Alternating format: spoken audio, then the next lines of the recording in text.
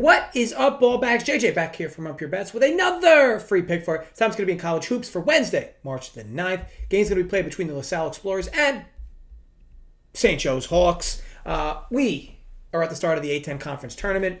Current betting spread is St. Joe's minus 2.5. Total 1, 3, 4. So look, we grabbed a nice 2-0 sweep from the Sunday live show, which was a nice showing. No qualms on my end. I still struggle to close out like sweeps in this sport on a daily basis of 3 games or more.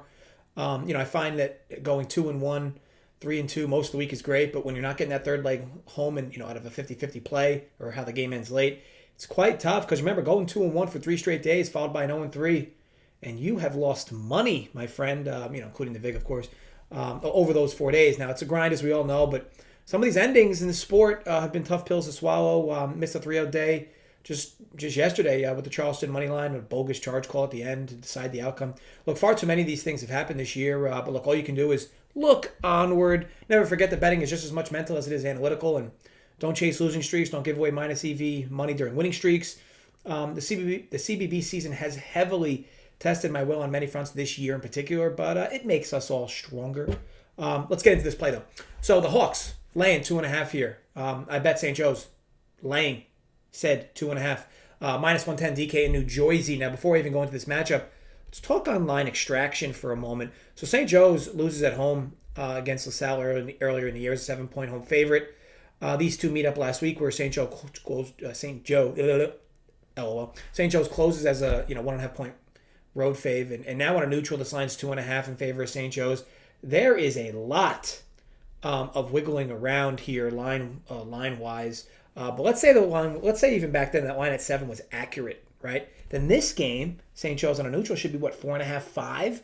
I mean, depending how much you value home court advantage in college hoops, which isn't a crazy amount. Even if the minus 1.5 was right, this should be 3.5 or 4 here. I'd even go as far to argue that the 7 wasn't enough back then either. St. Joe's is so much more talented than LaSalle, but just continues to trip over themselves when they play this team. It's now 2 straight games versus them. Good looks throughout and just not sticking shots. Now, LaSalle enters here, winners of 3 straight, and finding their stride. You guys may remember, I was on LaSalle plus 10.5 2 games ago versus Dayton, and they won outright. That was a correction spot for LaSalle, but now the market's just simply kind of moved too far. This game likely comes down to 3-point making. And St. Joe's hasn't been able to take advantage of this plus matchup in both trips thus far versus LaSalle. LaSalle's defense is just so bad against the 3, defending anything beyond the arc. And St. Joe's constantly fires from deep. They're not that great at it, but they certainly get them up there. I'll also talk on the total in this game, which is 134, which is kind of wild. Look, I get it. I'm going to be a bit more clear. It's wild in favor of the over. But I like the Hawks side more here. Look, anytime you get into these conference tournament games, the refs let them play a little more. You don't get as much wiggle room at the foul line. And the games are played more stressful, especially if it's closer late.